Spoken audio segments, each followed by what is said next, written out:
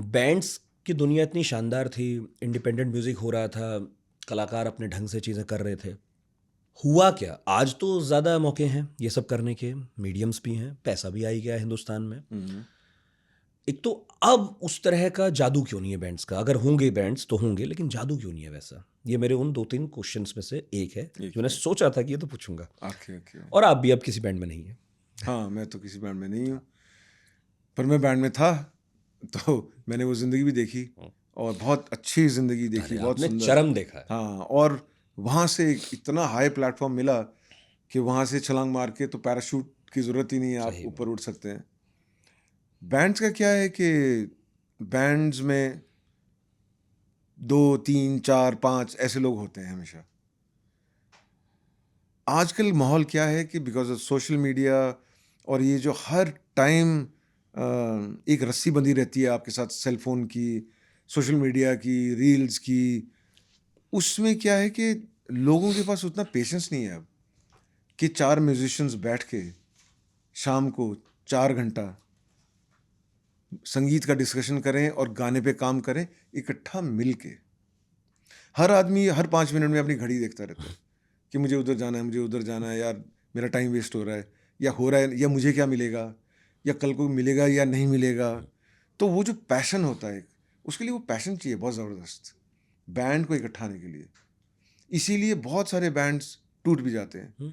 बहुत कम बैंड्स चलते हैं लंबे। तो बैंड्स का ये तो वो आजकल का प्रॉब्लम है, वो एक्चुअली टाइम का प्रॉब्लम है। और 4 अच्छे म्यूजिशियन अगर मिलेंगे, उनमें मतभेद भी होना लाज़मी है। लाजमी हाँ, है। हाँ। तो उसमें आपको मैच्योरिटी भी चाहिए कि दूसरा बंदा कुछ बोल रहा है और आप कुछ और बोल रहे हो, लेकिन आप कॉमन ग्राउंड पे पहुंचोगे। हुँ, हुँ। ऐसे बंदे मिलने भी मुश्किल रहते हैं। मैच्योर म्यूजिशियंस, अच्छे म्यूजिशियंस, और जिनमें पैशन हो कि इकट्ठे मिलके कुछ करना है, और ये रिकग्निशन हो कि सामने वाला बंदा जो गा रहा है या संगीत बना रहा है, वो कितना इंपॉर्टेंट है उसके लिए। हुँ। नहीं तो बंदे सोचते हैं यार मैं ये ठीक है यार, वो भी तो ठीक है, मैं कर लूँगा, उसके साथ कर लूँगा, या छोड़ो मैं अकेला ही कर लूँगा। ऐसा भी होता है। जैसे कई मुझे अच्छे गाना बनाने वाले मिले हैं, जो अच्छा गाते नहीं हैं उतना। घर में गाते हैं अच्छा, हुँ। लेकिन वो एक बड़े लेवल पे गाना अलग है। लेकिन वो इंसिस्ट करते हैं कि अपना गाना मैं ही गाऊँगा। ओह! तो जब उन्होंने गाया, तो वो गाना आगे उतना दूर चला नहीं नहीं। नहीं जा हुँ, पाया, हुँ। कि उसका असर नहीं था। गाना अच्छा है, लेकिन वो इंसिस्ट करते हैं कि वो खुद गाएँगे उसको, तो उसमें असर कम हो गया फिर गाने में। क्योंकि जिसका ढोल होता है उसी को साजे ये होता तो है। है ना? जिसका अगर मैं बोलूँ जी मैं ये भी कर लूँगा, वो भी कर लूँगा, मैं ही कर लूँगा यार तू हट जा। तो जो मेरा फ़ोर्टे है उसमें तो मैं अच्छा हूँ, बाकी कामों में मैं हल्का हूँ। लेकिन अगर मैं अपनी ईगो में आके उसको बोलूँ कि जो उसमें अच्छा है कि नहीं, नहीं यार तू साइड में बैठ, मैं भी कर सकता हूँ ये, और मेरे से होता नहीं है उतना अच्छा, पर फिर मैं ज़बरदस्ती करूँगा, फ़ायदा नहीं है नहीं हो कुछ। सकता। तो वो आगे बढ़ेगा नहीं। तो बैंड्स का प्रॉब्लम ये है कि आज की दुनिया में वो पैशन लाना बड़ा मुश्किल है 4 लोगों में, और लोगों के पास टाइम नहीं है। लोग रिहर्सल में नहीं आते ढंग से कि मुझे टाइम नहीं है, मुझे उधर जाना है, मैं उधर फिर चला क्या गया। ही है। हाँ, घड़ी देखते रहते हैं। अच्छा, रिहर्सल के बीच में फ़ोन देखते रहते हैं कि एक गाना गाया, फिर आप गाना डिस्कस कर रहे हो, वो अपना मैसेज देख रहा है इधर से। एकाग्रता नहीं है। Because of this distractions. हाँ।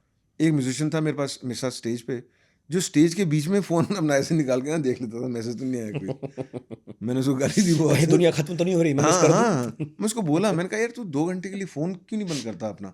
तू कॉन्सर्ट में है, तेरा पैशन है, तू गाना बजा रहा है यार, तू क्यों अपना फ़ोन देख रहा है? तो नहीं, नहीं यार मैं तो ऐसे ही देखा, मैं तो बहाना लगा रहा है। हम फिर सबको ही बीमारी है। हाँ, तो बंद कर देना फ़ोन को 2 घंटे के लिए, 2 घंटे के तो बंद कर सकता है आदमी। तो वो बीमारी अब इतनी बढ़ चुकी है कि लोगों को फ़ोकस नहीं करने देती वो। तो इसलिए बैंड्स बहुत रेयरली अब आपको मिलेंगे जो हाँ, नहीं। काम कर रहे हैं, और जो अच्छा गाना बना रहे हैं, और अच्छा गाना बना के उसको लोगों तक पहुँचा रहे हैं। वो जो पूरा प्रोसेस होता है, वो नहीं उस पे उतर पा रहे हैं। मगर 90s के कुछ बैंड्स जिन्हें हमने इतना सुना, अब नाम तो सबको पता है जो 90 के हैं, तो नाम बहुत राइट, सारे हैं। उनमें कुछ ही लोग हैं जो बाद में इंडस्ट्री के लिए गा पाए। राइट, गा पाए और कामयाब हो सके। उनमें राइट। से एक हैं आप। 1-2 और होंगे, जिनमें एक नाम तो मैं ले सकता हूँ आराम से कि जैसे दलेर मेहंदी आए थे। हालाँकि उनका कोई बैंड नहीं था, हुँ, लेकिन फिर भी फ़िल्मों के लिए बाद में उन्होंने जब गाया और अभी भी गा लेते हैं, जी, वो कामयाब हैं। पर जी, आप जैसा मेनस्ट्रीम में गा रहे हैं, जी, जी। ऐसा कोई नहीं रमा। आपने ये एडजस्टमेंट कैसे कर ली? क्योंकि आम तौर पर बहुत मुश्किल होता है कि इंडिपेंडेंट म्यूजिक देने वाला आदमी फिर जब उस सेटअप में आता है तो खुद को ढाल पाए। चिंता मत कीजिए, मेरे बस 1-2 सवाल हैं। एक और मेरे हाँ। अलावा एक और आर्टिस्ट जो बहुत सक्सेसफुल रहे वो थे के। वो भी एल्बम के उससे आए, अपने गाने गा के आए, सही में, सही। वो भी फिल्म में गए।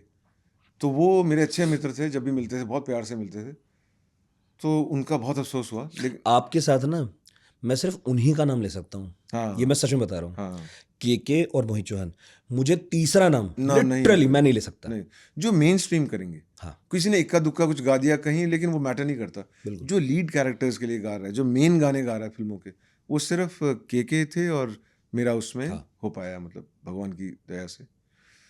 तो उसमें थोड़ा आदमी को वर्सेटाइल होने की ज़रूरत पड़ती है।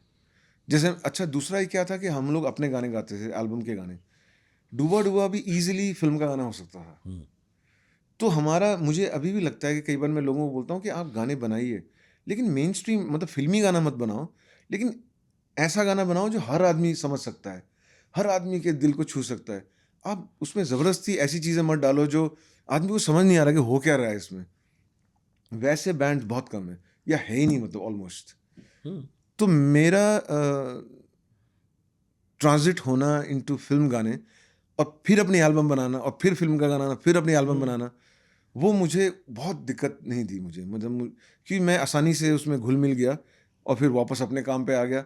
फिर जहाँ मौका मिला वहाँ घुल मिल गया जाके। तो कमाल क्या है कि आप ए आर रहमान को भी प्रिय हैं, जी जी इम्तियाज़ को तो खास तौर पर प्रिय हैं जी आप। जी जी ये मकबूलियत होना भी बहुत मुश्किल है भाई, जी जी ये सबको नहीं मिलती। जी जी। ये बस, मतलब ऊपर वाले का, भोलेनाथ का होता है। उसमें आदमी कोशिश कर सकता है, लेकिन क्या होगा वो आपके कंट्रोल में नहीं है।